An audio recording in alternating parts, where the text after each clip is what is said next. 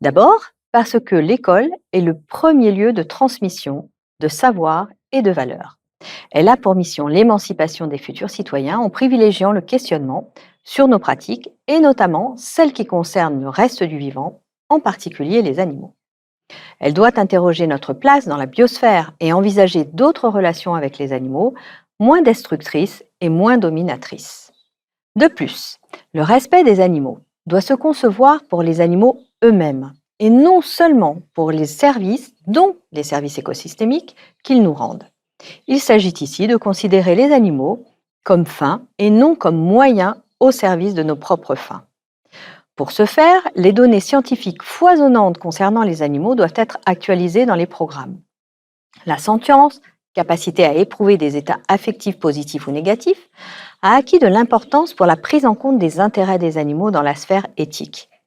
Ils ne peuvent plus être considérés comme des éléments interchangeables d'une espèce, mais comme des individus singuliers, ayant une personnalité et une histoire. La notion de respect permet des analogies avec des situations concrètes rencontrées par les élèves. Le respect d'autrui, qu'il soit un père ou un animal, est un sujet fondamental en éducation. Il est une injonction dans le rapport à l'autre. Il permet de décentrer et d'engager affectivement la personne qui est appelée à respecter l'autre. Il fait appel aux émotions, aux sentiments et à l'empathie. Il interroge sur la valeur qu'on accorde à l'autre, sur ses droits, sur les devoirs qu'on a envers lui.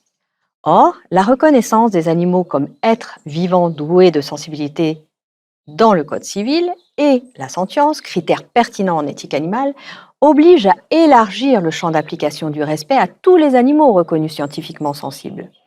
Implicitement, un questionnement sur les relations anthropozoologiques avec les animaux sauvages et d'élevage est inévitable et souhaitable.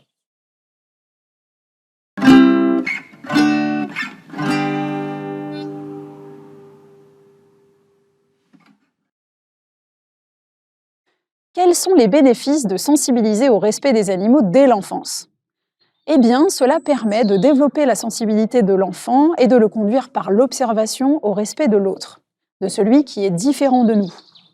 On développe alors ici la tolérance.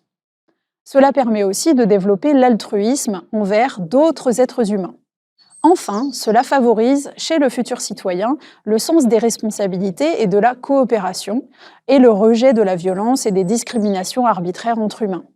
Le bénéfice ici est alors double, il concerne à la fois les animaux et les humains. Alors, c'est parti, approfondissons ensemble nos connaissances sur le monde fantastique des animaux.